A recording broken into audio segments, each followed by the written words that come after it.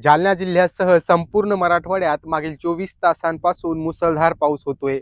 परभणी जिल्हा, हिंगोली जिल्हा तसंच जालना जिल्ह्यामध्ये मागील 24 तासांमध्ये अनेक ठिकाणी मुसळधार पावसाने हजेरी लावल्याने नदी नाल्यांना पूर आला आहे। तसेच अनेक मध्यम प्रकल्प, लघु प्रकल्पांमध्ये पाणी येण्यास सुरुवात झालं असून मराठवाड्याची तहान भागण्या एवढं पाणी पावसामुळे लघु प्रकल्प तसेच मध्यम प्रकल्पामध्ये येण्यास सुरुवात झाली आहे। माझ्या पाठीमागे पाहू शकता तुम्ही, जालना जिल्ह्यात एका लघु प्रकल्पासमोर मी उभा आहे आणि हा प्रकल्प पाण्याने तुडुंब भरला असून यामुळे शेतकरी देखील समाधानी झाला आहे। जालना शहराची तहान भागवणारा घाणेवाडी तलाव देखील पाण्याने तुडुंब भरला असून घाणेवाडीमध्ये सातत्याने पाण्याची आवक सुरू आहे। पुढील काही दिवसांमध्ये जोरदार पाऊस झाल्यास घाणेवाडी तलाव देखील ओसंडून वाहण्यास वेळ लागणार नाही।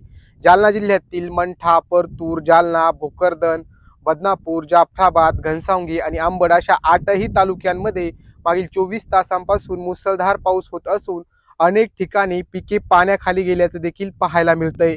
तसेच मंठा शहरामध्ये अनेक घरांमध्ये पाणी शिरल्याने नागरिकांची तारांबळ उडाल्याचं देखील पाहायला मिळालंय।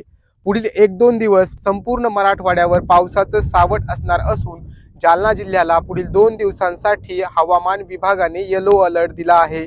त्यामुळे नागरिकांनी आपली काळजी घेण्याचं तसेच आवश्यकता असेल तरच घराबाहेर पडण्याचं आवाहन प्रशासनामार्फत करण्यात आलं आहे। तसेच आपली गुरेढोरे तसेच शेतमाल असेल तर तो सुरक्षित ठिकाणी साठवून ठेवण्याचं आवाहन देखील प्रशासनामार्फत करण्यात आलंय। नारायण काळे, लोकल 18, जालना। मागून